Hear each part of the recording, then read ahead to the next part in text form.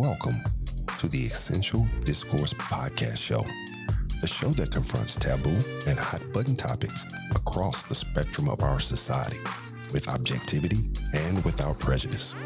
Our goal is to facilitate a safe space for honest communication that not only identifies problems and their root causes, but also attempts to provide practical solutions. Thank you for joining us in this endeavor. And now, without further ado, here is your host, Bruce.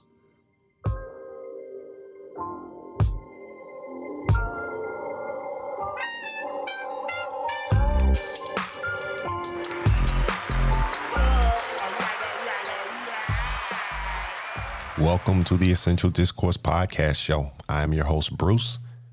Thank you for joining us today. This is episode number 2. Before we get started with episode number 2, allow me to thank each and every one of you who have listened to episode 1. I really appreciate it. If you have not listened to episode 1 yet, I encourage you to go to Spotify and listen to the episode there. Note that we are waiting for pending approval from Apple as well as Google. And if you don't have any of those apps at your disposal, please feel free to visit the brand new Essential Discourse podcast webpage. We can be located at www.edpshow.com. Again, that's www.edpshow.com. Let's get into episode number 2. I think that anyone who has been in this position, who is currently in this position, or will find themselves in the future in this position, will agree either partially or completely with the statement that I'm about to make.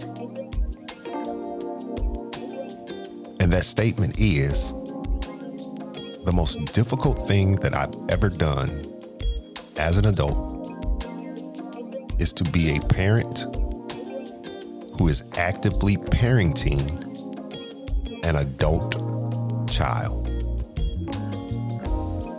It is the most difficult thing that I've ever done as an adult.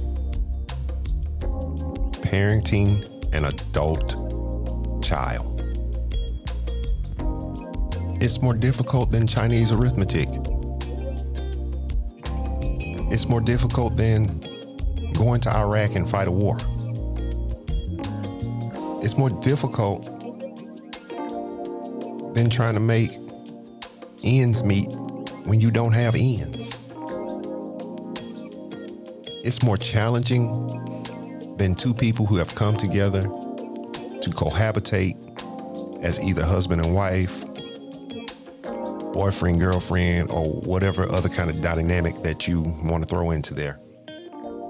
Because when you think about that, you're thinking about two separate individuals who have two separate different upbringings, two separate minds, coming under one roof to function as one unit. I've been married to my wife a long time, and we have had some difficulties, we have had some challenges, but that does not compare parenting an adult child. And I've got some practice at it. Of my 5 children, 4 of them are adults. My children range from the age of 24 to 15. My baby girl is 18. She's getting ready to graduate high school here shortly. So I consider her to be a young adult.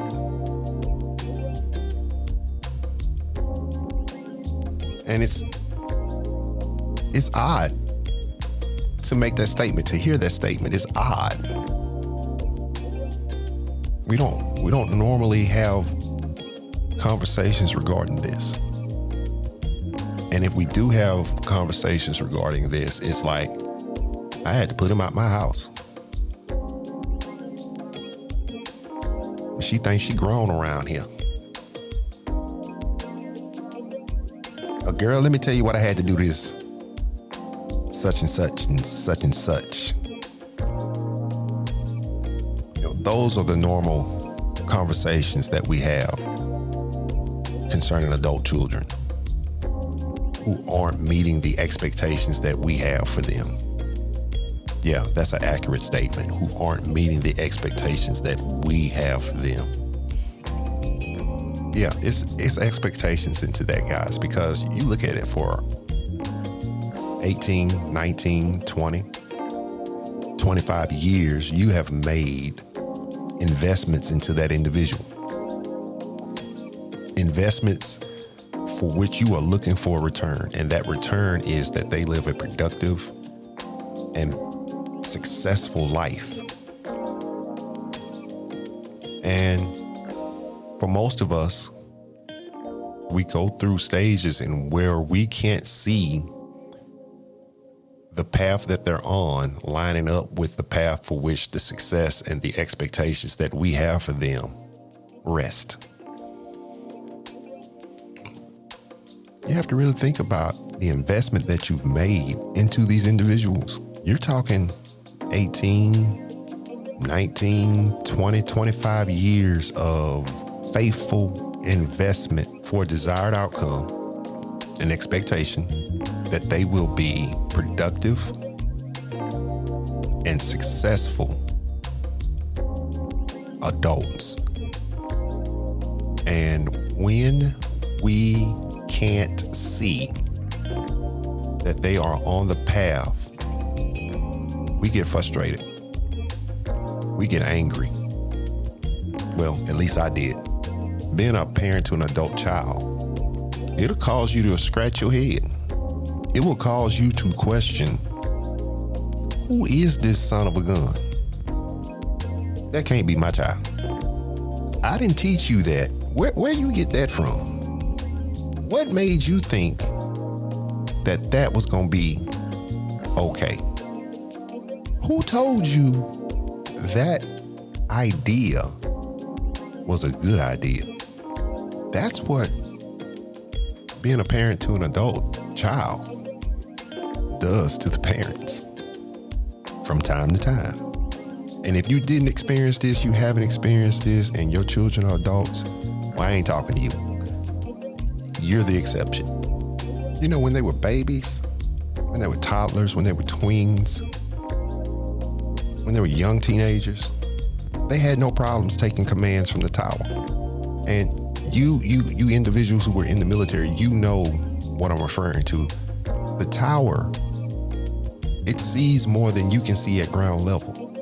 The tower, you just believed and you trusted that the tower would not tell you to do something that was going to be unsafe, that was going to be a detriment to you. You took those commands from the tower based off of your knowledge that the tower cares about me and the tower doesn't want me to hurt someone and doesn't want me to get hurt. When they were young, we were the major influencers. We were the major influencers over their lives, in their lives, I should say. They modeled themselves after us. I think the proudest moment that I ever been in my life was to hear my kids say, I want to be just like my daddy. And that made me tighten up my shot group, because I knew I wasn't doing everything that I was supposed to be doing the way that I was supposed to be doing it.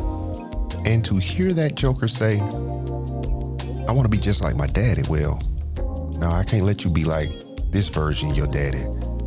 Daddy got to tighten up. Not only did they trust that we were the tower and that we were the major influencers of their lives, we had authority where we could tell them to do this and do that. Even though they may not have liked it, even though they may not have understood it, they knew that we were telling them to do it for a reason. And that reason, 9 out of 10 times, was to teach them something of value. Now that 1 out of 10 times that we were telling them to do something, more than likely is because we were too lazy to do it ourselves. Like, you yelling upstairs, bring me that remote control. Bring me a glass of water, and you standing there by the refrigerator. You know how we do. And finally, when they were younger, We were the object of their affection. Everything they did it so they can get positive attention from us. They did it so they can get affirmations from us. They bust their behinds in school to get good grades so we can say, oh, you're doing such a good job. My baby made all A's and B's. Oh, I'm so proud of you. I didn't even have to tell you to clean your room. But somewhere along the line, we stopped being those things to them. We stopped being the major influencer. They didn't trust that us being on the tower was in their best interest, or that the tower had their best interest at heart. The object of their affection was no longer us. And while we still have authority, influence overrode authority. Why parenting adult children is so difficult. And as I was thinking about this, how did that change take place? When did that change take place? What caused that change to take place? I just had to go back and just look at myself as a kid, myself as becoming a young adult. Influence takes a front seat to parents' authority. Let me tell you what I mean. No one has ever had to force someone to do what they want to do, right? If somebody tells you you can't go somewhere or you can't do something and you really want to do it, you're going to find a way to make it happen because you want it to happen. See, we no longer have their ear because we're no longer the object of their affection. We no longer have their attention. Their quote unquote friends have their ear now. The same friends who are in the same situations, who are broke, who are living on their parents' dime, who are trying to find themselves as well. These are the people they have allowed to gain influence over them or influence them. And there's always this one kid, the one kid whose parents allow them to do whatever, whenever they want to do. And they have adventurous tales of fun. And then our kids come and ask us, can I? And the answer is no. And then it's, well, Lorenzo gets to go. And what's our response? You right. That's it. I ain't Lorenzo's daddy. I ain't Lorenzo's mama. I'm your mama. I'm your daddy. And they get told no enough. And they keep getting these adventurous tales of fun. It's only going to lead to rebellion. So that's where it starts. That's where it starts. And now you're in the rebellion phase. You can handle the rebellious stage in various ways. You can cuss and fuss. You can cuss, fuss, and bring heat to bottom. Or you can just bring heat to bottom. You can give in and allow them to do the things that you really don't want them to do. Or you can try to talk to them, have open communication to explain to them why I don't feel comfortable allowing you to do X, Y, Z. But here's the thing about that open communication. It was never open. I know we think that we be having open communication with these young adults and adult children of ours. Most of the time, our children are just saying yes, yes, sir, yes, ma'am, I understand, okay, just so that conversation can end, just so that one-sided conversation can end. I can't tell you how many times I've talked to my kid or kids. I said, do you understand? Yes. Yes, sir. Do you have any questions? No, sir. So tell me what I just said. And then it's like bits and pieces of what they heard before they turned me off. Or in between, the start of my sentence and the ending of my paragraph. You dig what I'm saying? They tell you what they think you want to hear to end the conversation because you're no longer the object of their affection. Your affirmations, while they're still important, they're not as important. Or there's the type of conversation that It doesn't even make it to one ear to go out of the other. You're turned off as soon as they hear, come here and let me talk to you. You know, the way some of us do our spouses. That's another conversation. And so open communication, I mean, that's an illusion. It really is. It really is an illusion. You know, they'll talk to their friends, somebody who's going to agree with them and say, man, yeah, your dad's tripping. I don't know why he didn't let you go to the party. Yeah, they was shooting, but nobody got shot. That's just some fooga-booga. That's some old fooga-booga information they're getting from their boys or their girls. Yeah, they'll talk to their friends openly, honestly about their thoughts and their feelings regarding their parents disagreeing with the decisions that they want to make. And these friends will tell them what they want to hear versus what they need to hear. You know, yeah, man, your dad was tripping. I don't know why he didn't let you go to the party. Yeah, man, they got the shooting out there the other day, but, you know, ain't nobody get hurt. That's fooga-booga. Obviously, I care more about your safety than your fun. And so they talk to their friends, and these friends are the people who are going to tell them what they want to hear. These quote unquote friends, I might add, going to tell them what they want to hear. And they are on the path of experiential knowledge. They're on the path of gaining experiential knowledge because they won't receive a forehand knowledge. Yeah, they're on their way to experiential knowledge because they will not accept a forehand knowledge. They won't learn from what we've already seen. They've got to get out there and experience it. And this is just part of the evolution of them becoming who they're destined to be. And in the process of them becoming who they're destined to be, sometimes it's not in line with what we've envisioned. And so now our expectations haven't been met. And now we got wind in our jaws. We are questioning if we did everything that we were supposed to do. We are assuming responsibility for choices that they're making or have made. So what's our resolution? What's the resolution here? What can we do?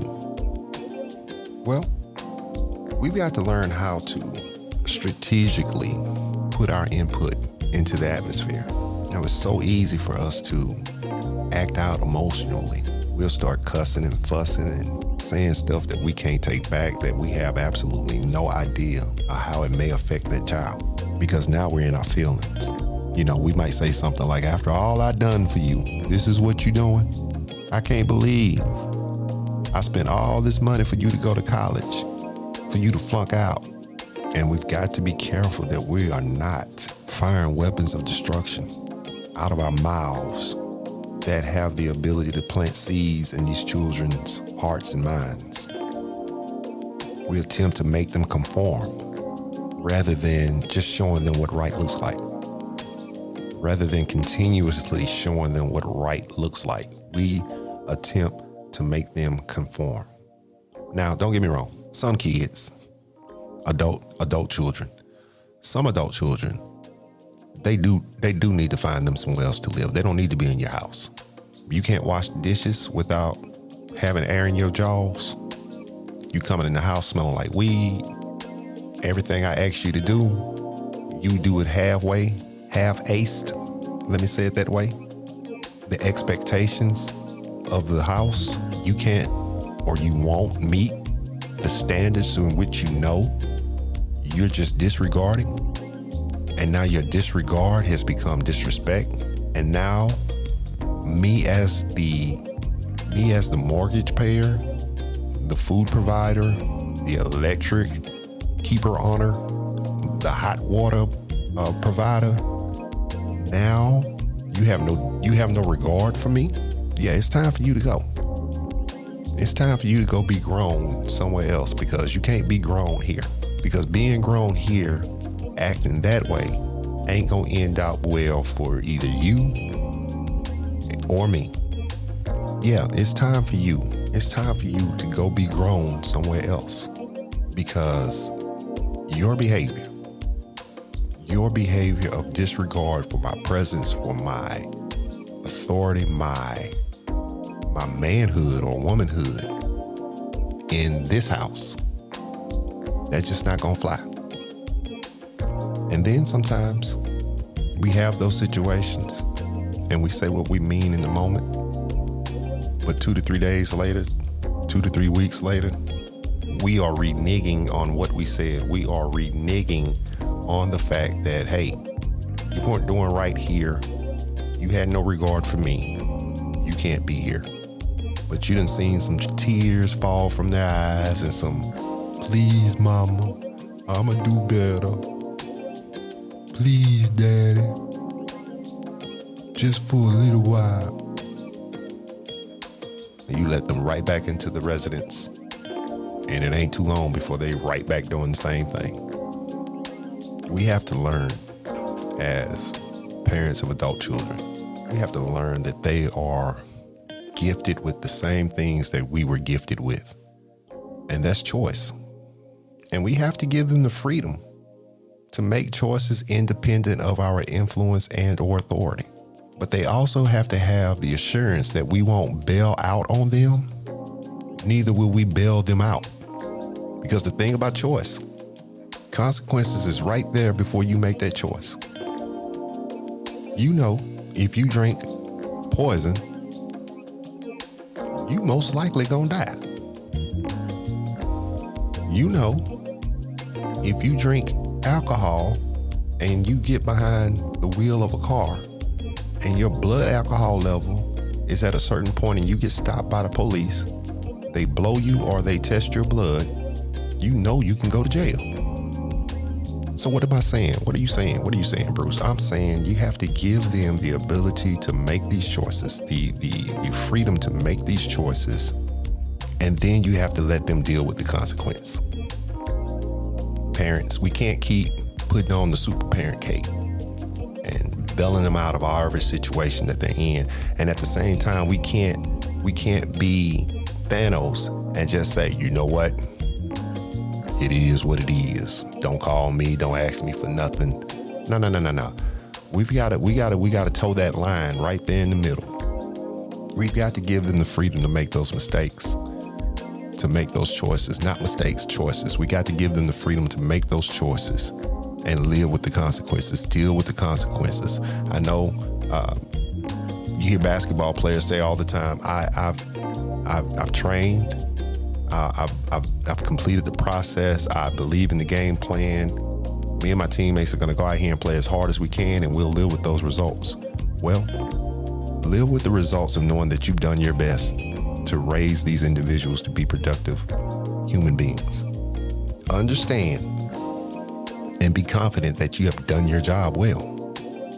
And you just gotta know that at some point you've got to let go, because your job was to steward them from infancy into adulthood. And you need to understand and know that what they wouldn't learn from you, life has an assignment that teaches us all what we would not learn. What they won't learn from you, life will teach them. And life has some agents of learning lessons along with her. And one of those agents is pain. And I know it. I know we hate to see our children in pain. I do. I know we hate it.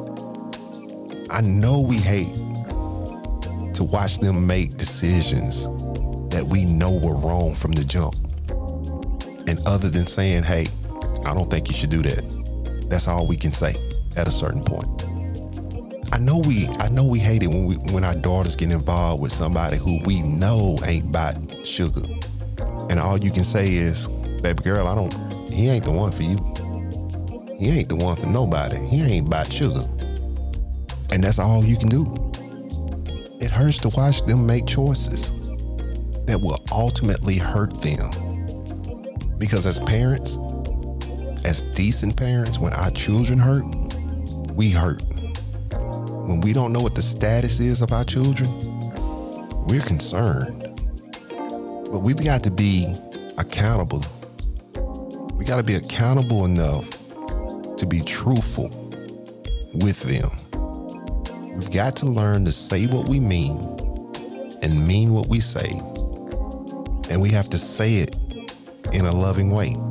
We don't have to be combative to say what we got to say to get our point across. And I know that there's emotion tied into those conversations. I know that there's frustration, there's anger, there's disappointment. But we've got to learn how to communicate strategically, because they are where we once were, and they don't have the privilege of 2020 vision. You know, they say 2020 is hindsight, but they don't have that luxury. They're in it right now. And most of all, we've got to pray for our kids. We got to pray for the holistic well-being. We've got to pray that they get around people in the right time, for the right season, for the right purpose, to help propel them to where they need to be. We've got to pray that no hurt, harm, or danger comes upon them. We've got to pray that they will find their purpose, and we got to trust God for the results. Even though it doesn't look like it, don't look like that joker gonna do nothing with itself. Look like she gonna be with this loser for the rest of her life. We gotta trust God for the results. We gotta trust that He can open their eyes and He can touch their minds and He can open their ears and He can speak to them through whatever apparatus He chooses to get their attention, to get them to change their behavior.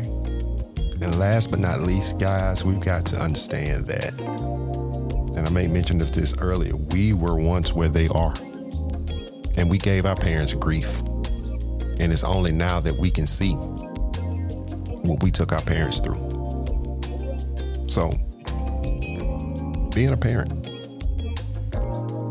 to an adult child is by far the most difficult thing that I've ever done as an adult. And it's more so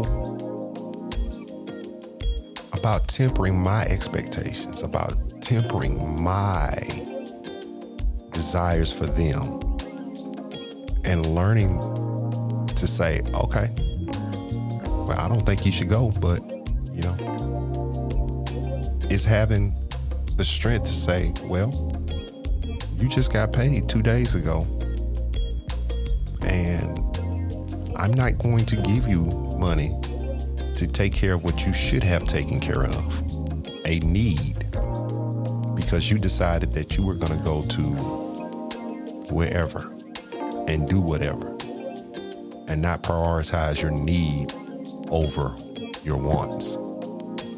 Because if we keep wearing the cape, if we keep throwing on the cape, if we keep wearing the cape, guys, they're never going to learn responsibility. And if they never learn to be responsible, they'll never be accountable. Yes, help your kids. Help your kids when they need help. When it's a situation when they've not done anything to enhance the problem, to cause the problem, yes, help your kids. But don't be a crutch. Adulting is nothing more than being responsible. Adulting is nothing more than being responsible for what's been entrusted to you. And being accountable is nothing more than how you handle your responsibilities. And if we continue to handle their responsibilities, if we continue to not force them or not allow them to be accountable and responsible, we're harming them. Now, I'm not talking to you guys from a place of somebody told me or I seen through the windows of somebody else's life. Me and my wife got 5 kids. 5. 1, 2, 3, 4, 5. for which 3 of them are adults. And I got another one on her way to adulthood. So this has been my experience. I'm not saying that this is your experience, but it's been my experience. And I can honestly say that this is the most challenging and difficult thing I've ever had to do as an adult. And I'm interested to see what your views are. Maybe we can revisit this topic. We are currently working on our social media presence as well. Shortly, you'll be able to find us on Twitter and Instagram. Again, the EDP is on Spotify. Thank you for listening to the Essential Discourse podcast show. It's been my pleasure.